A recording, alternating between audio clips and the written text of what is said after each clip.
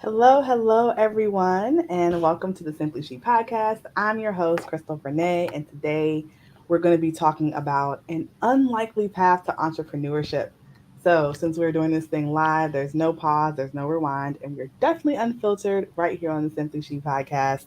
We want audience participation, so first things first, you can leave a comment or ask a question, but in order to be able to do that under your name, whether you're watching us on Facebook or on YouTube, you have to allow StreamYard access to your social profile. Don't worry, you can revoke it at any time after. You can still leave us questions and comments, but we just won't be able to see who that question or comment is associated with. But definitely make sure you talk to us throughout the show. We love to have questions, we love to have comments, so don't be shy. I'm super excited for my guest today. She is an entrepreneur. She's had a unlikely past. So I'm just going to go ahead and introduce her so we can get right into the topic. So Lindsey Oaks is a personal brand strategist and photographer. She's learned to be an entrepreneur the hard way, learning on the fly while making all the mistakes. She eventually figured it out and now lives in the Chicago suburbs, spending her time teaching horse crazy kids, have to talk about that, and adults to communicate effectively with thousand-pound horses who don't speak English, and creating strategies for coaches, consultants, and influencers to communicate with the world. Welcome, Lindsey, to the show. Thank you so much for having me. I'm so excited. I really appreciate you asking me on. And I know it's taken us a long time to set a date and get it all started. So thanks for all of your patience. No worries, guys. Lindsay and I go way back. We were on the same mod squad in Clubhouse. And so I'm super excited to kind of have her back and us at least be able to share the stage once again.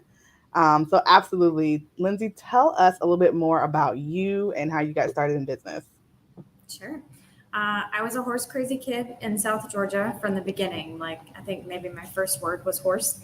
And I left home at an early age. I graduated high school early and I moved to Kentucky right away. I wanted to pursue a horse career as a trainer, as a professional rider. And I set my sights on the biggest horse competition in the US in eventing, which is my chosen sport. And I based all of my knowledge of business on the fact that if I could prove to the world through competition that I was the best, or at least that I knew kind of what I was talking about, that my business would happen and that would just be it. And that was all I had to do. And I spent a good decade chasing that dream in that way. And I did make it to the biggest competition on the world stage. And I did make a training team. I was really good at what I did. And then I was very surprised and disappointed to find that I didn't have a booming business that I assumed would happen.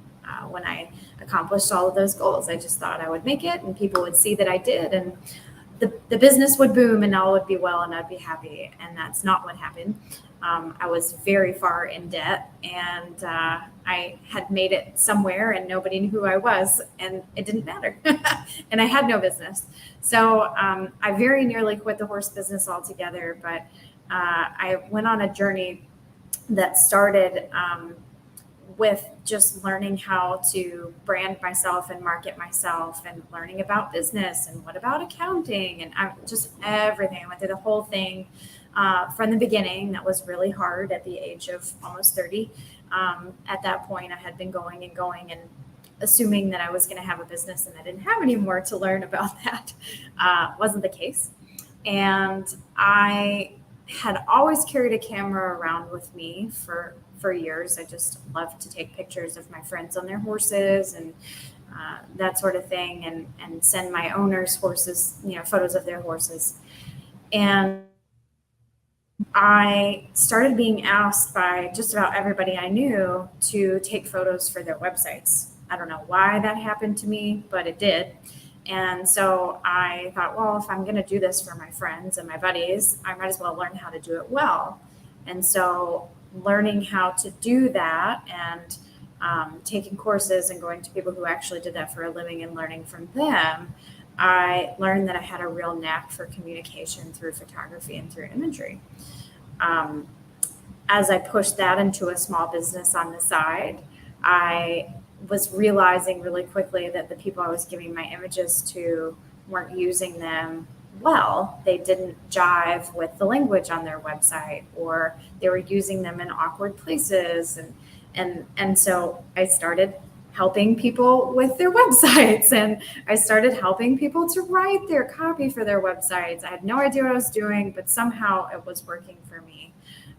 So as I decided I might as well go into working on that full time, I really started delving into learning from people who had been there and done that, and the people who I thought were amazing. And it really turned into something that I can give to other people now, which is the gift of clarity in their business. Branding is what you look like, what you sound like, and the value that you present. And I have a real whole plan for pulling those pieces together for my clients. And that's how I ended up now with two businesses.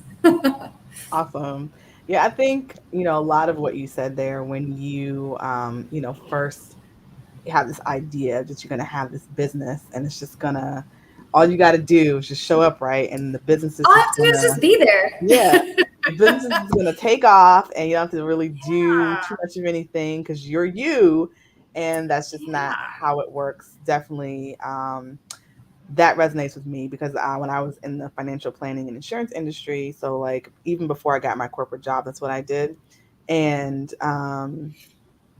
it was like, well, where do the customers come from? Like, how do I get more yeah, people that want to like, buy insurance or talk, like look at their finances? I'm like this 20 something year old kid, like you want to, I they'll think just walk up here and want me to do stuff for them, right? yeah, yeah. In hindsight, I think that was my, like knowing what we both know now, that was never going to work. So that definitely resonates with me. But I think too, when you said like people just randomly started to ask you to take pictures, it's kind of like I always feel like we're always shown the way in some way, shape, or form of what our path is going to be or supposed to be.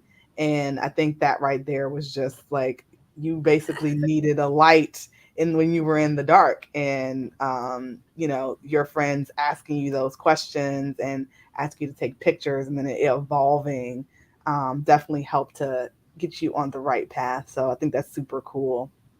Super, For super cool. sure. I appreciate that. I think that a lot of people can resonate with thinking one thing about business and then getting started and realizing that they're way in over their head, or they, weren't prepared for X, Y, and Z that they really thought they were prepared for. Like it's just hindsight. Have that, you haven't learned anything in life, but in general, we can use that, use other people's hindsight to bring yourself forward. That's what we're Absolutely. trying to do here, right? Yeah, absolutely. So thinking about your journey, how does that really or how did that prepare you to help personal brands be seen and heard online? Sure. I have 2 points, but they both connect to communication. I didn't realize during my journey with horses that I was really being prepared to learn how to communicate in every way possible. Um, Working with horses and training them to be your partner in a sport, you're teaching and ground with them and teaching them the language that is going to mesh between you, right? So the first point would be that consistency is the biggest key to effective communication. You can't say one thing and then turn around and contradict yourself in the next moment. With horses, it's not a language of if I touch you in this way, it always means this. It's more of a if I touch you in this way, give me what I'm asking for until I say stop, and that will be the right amount. It's a language of really understanding when to push and pull. And so if I tell a horse that a push like this means one thing, but then I stop pushing when he does something else, he's going to be confused because he's going to suddenly understand or misunderstand that um, I I'm not consistent. What I say to him doesn't mean the same thing all the time, and that's confusing. Humans, I find, are even slower learners. If we talk to other people and we tell them one thing about our business or about who we are as a human, because let's face it, for most of our solopreneurs, we're selling ourselves, right? If we tell them that we're one thing and then we show up in a different way online, or we say some contradicting words in the next sentence, people are going to be confused, and that just drives away your customers. Nobody understands you. Mhm. The second point about communication would be that how you say it is also important, right? You have to say it over and over and over, but in addition, you have to say it well.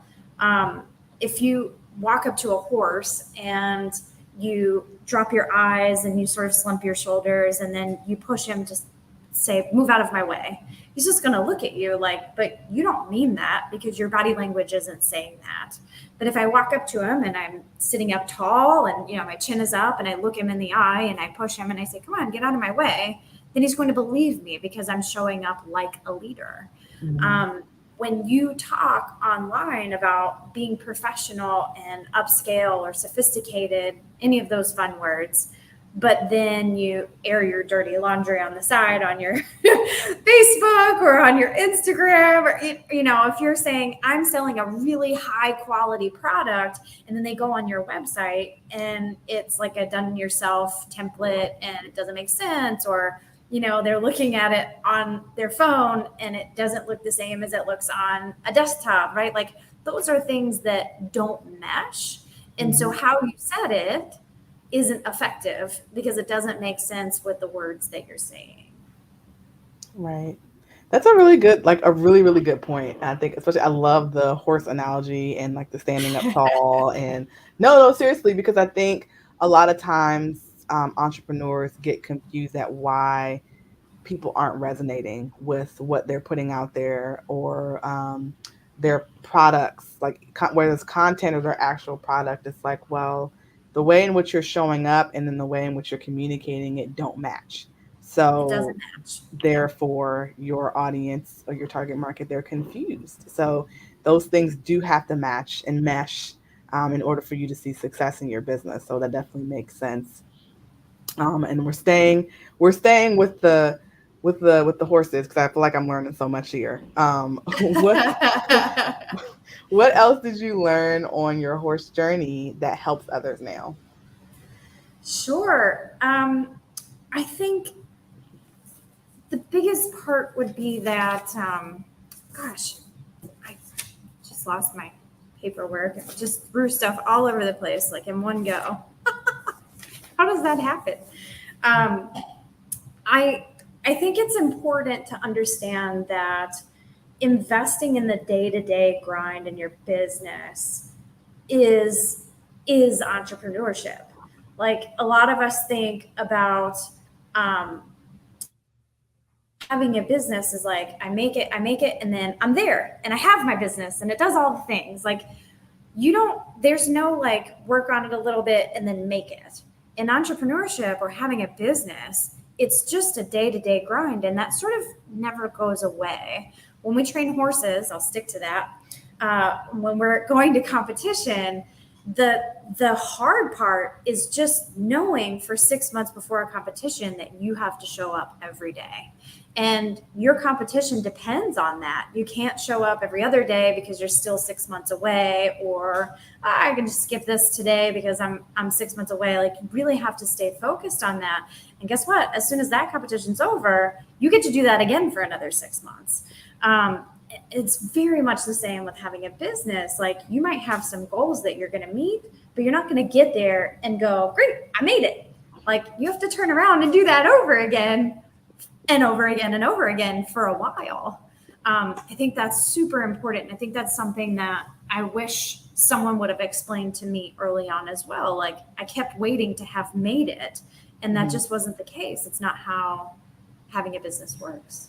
Yeah, that's a really good point. And like I think of a false picture that's painted a lot of times in entrepreneurship. It's like once you make it, quote unquote, there's nothing else you have to do. You don't have to think. Yeah. You just kind of show up. And I mean, don't get me wrong, you can build your business to a certain level to where you don't have to do a lot of the things you used to do in the beginning, but there will always be some level of you putting your work, whatever that might look like at that level, into your business. You have to still show up each and every single day. And we work, I think, to be able to be the visionary of our business and whatever that looks like. But that doesn't mean that we've made it so we don't have anything to do. So I think that's a really great point. Like you still got to show up. You still got to You show up still each got and to show every up. day. Yeah, for sure. So I'm like really excited to learn like what is it like to work with you as a client? Ooh, that's a fun one. Um, I love to tell people that when they hire me, they're hiring a thinking partner in their business. Most of my clients are solopreneurs, so they're doing this on their own. And entrepreneurship is lonely. And it's really helpful to have someone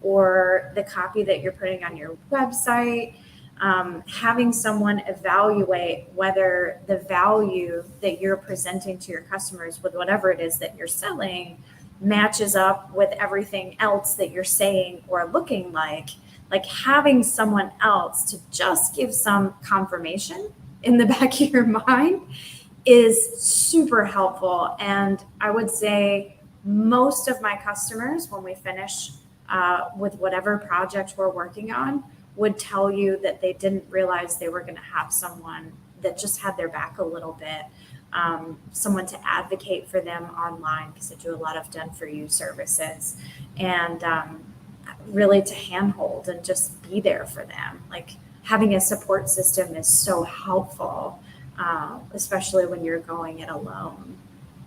Absolutely. I think that was one of the things that I missed the most. I realized that I missed the most when I first started was I didn't have a support system, anybody to even talk to about it. I was like talking to myself. I know it's a joke and it's a meme out there that like, solopreneurs having a staff meeting. If you see me talking to myself, that's what's happening. I'm having a staff meeting. So I was like, That's so cute.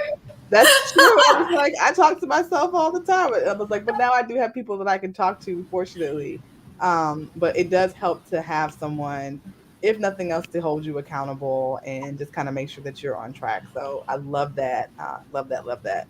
Um, so now that you've like had this experience and with all that you've learned, what advice would you give someone that's like looking to start a business? Whew.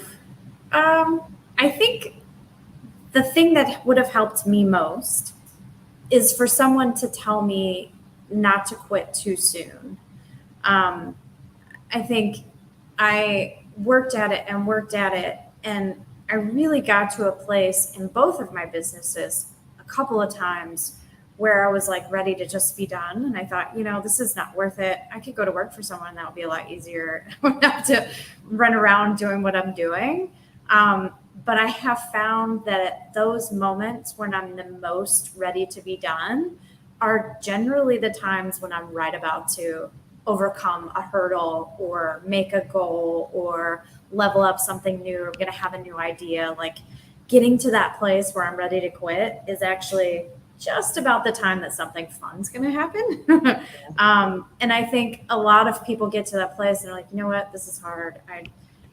I want to be done. And so to be done, right? But I think that's not always the case. And sometimes we have to push through that discomfort a little bit, um, so that you can find the next idea or the next thing, right?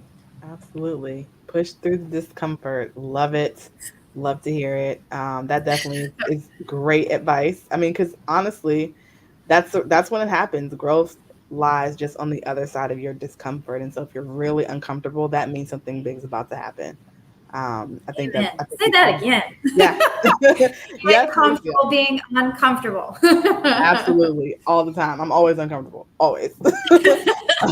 You're growing all the time. That's what I hear. Yes, all the time. So yeah, I think, in business as well, it's important to have mentors or people you look up to. So who are some of the people that you look up to as mentors and follow that have impacted your life? So I have two people that are really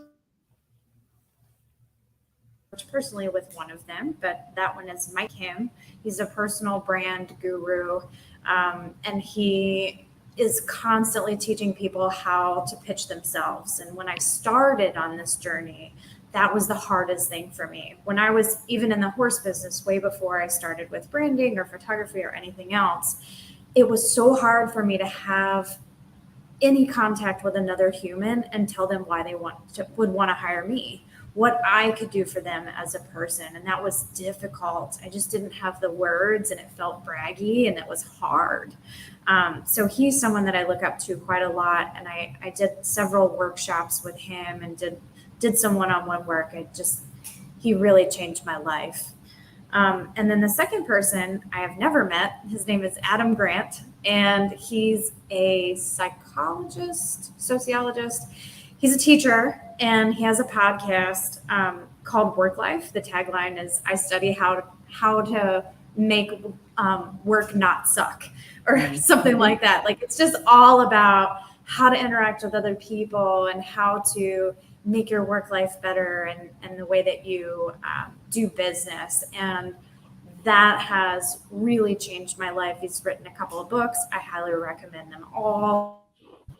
Self-growth is the way to go, but he has some very cool ideas on how to work in a way that is good for your life, and not just good for business, right? Right. And that's super important. Work-life balance is important, even as an entrepreneur. I know we're talking about the showing up every day, but you still do need to have balance in your life. So I love that. I'm definitely going to look that up. Yeah. Yeah, look him up. He's awesome. Adam Grant. Adam Grant, guys. Take notes. This is important. um, so what, you have anything new or exciting coming up? Any new projects you're working on? Always, yes. With horse business, I have a program that people can join on a monthly or yearly basis to learn more about horses and how they might want to have a horse and go to competitions and things like that.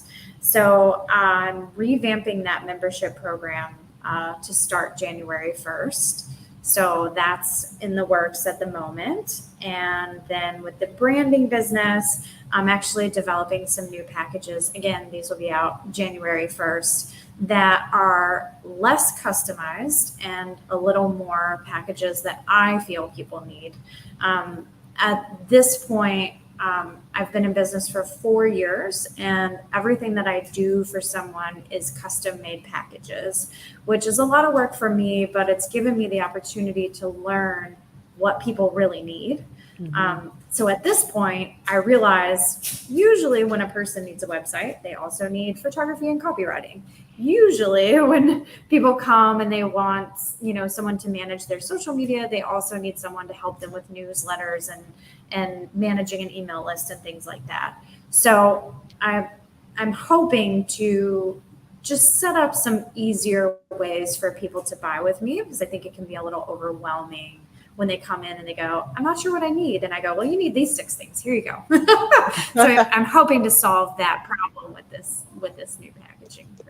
Awesome. Well, I'm excited to see that come to fruition and come out. So, guys, January is when she's going to be releasing her new service. So make sure you guys follow Lindsey to see what she has to offer. Yes. Are there any other words of advice, last pieces of advice you want to share with the listeners? Sure. Last pieces of advice.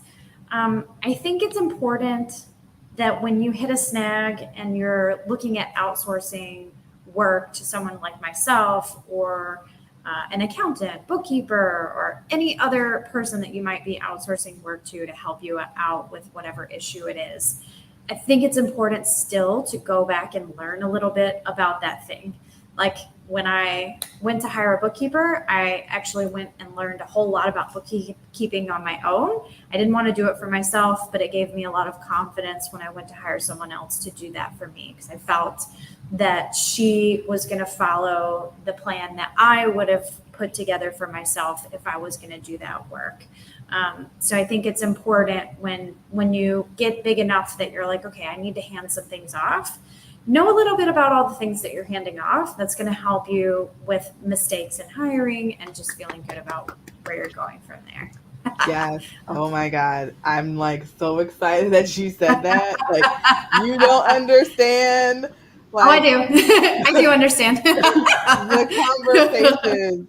So, guys, I just want to reiterate louder what Lindsay just said, like, so much louder for the people who are listening and also in the back. That when you are ready to delegate things in your business, you should know just a little bit about what it is that you are handing over in your business. You don't have to know like all the ins and outs and all the intricacies, but top level, you need to know if someone's actually delivering on the service that you're paying for at the Oh, very, amen. very least. The very least. I say this all the time. People are like, why do you want to like do that? Why do you want to learn about that? Because when I'm ready to hand it off, I want to make sure that they know what they're doing. Number one, I've made the right choice and that it's going to be Yes. successful and a good fit in my business. Like I can't stress. That was a great gem. Like Oh my amazing. gosh. Well, can I do a quick story to back it up? Yes, do it, So, please. this happens to me all the time. Like,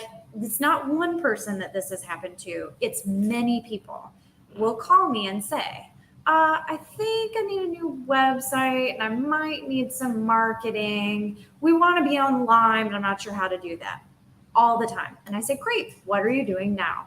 And they'll say something like, oh, well, I'm paying my website designer X amount a month to make sure that my SEO is up to date every month. And it's always in an amount that I can't even fathom.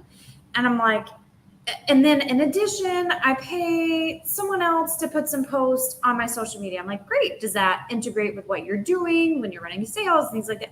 I don't really know what they're putting on. It's just like and it hurts me physically on the inside because I know that whatever those people are doing is doing nothing to build their business. Like when I help someone with their website or with their social stuff, like this is a team effort. If you don't know what's going on with what's happening online and what is being said about you and how it's being said and portrayed, like it doesn't align for sure, 100%. I don't even have to look at it. I can tell you right now, it doesn't align with your business.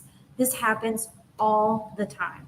I cannot count on my fingers how many times I've had that conversation with someone.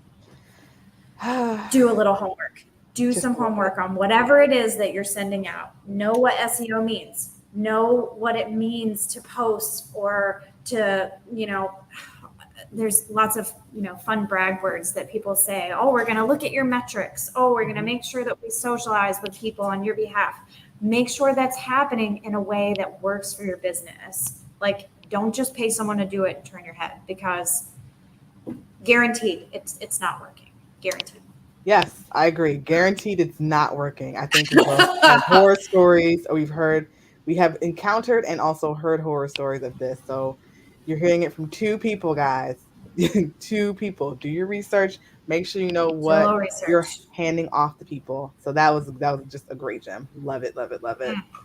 So I'm not seeing any questions from our live participants. So can you tell the listeners how they can get in contact with you, drop your website, all your handles, let us know how we can connect further with you?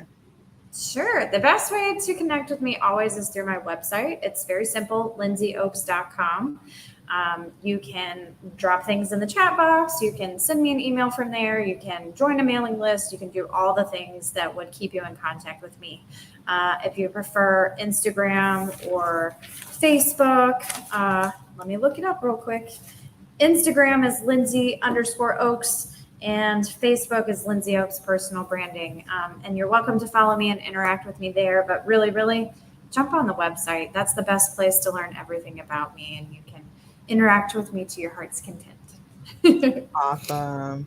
Well, for more information on Lindsay, how to contact and connect with her, you'll be able to click the link in the show notes for this episode at isimplyShe.com/podcast. Again, that is isimplyShe.com/podcast. Lindsay, I've enjoyed having you on the show today. It was It was awesome so and fun to amazing. talk with you again. It's been so Yes, long. I know, right? Too Guys, long. yeah, it's been too long. We have to like do this again and make it a regular thing, where we connect. Right? We talked about business besties and all that good stuff. We got to make sure we connect. So True story. yes, True story. yes. All right, guys. So, if you are a coach or consultant and you're ready to start earning consistent income in your business that replaces your 9 to 5, your freelance, or your one-to-one business, click the link in the show notes and apply for the Brand Builder Blueprint program. Hopefully, you guys have found what we shared today to be helpful. And remember, you too can conquer if you slay hard every day. And thanks so much to Lindsey for coming on the show. Thank you again.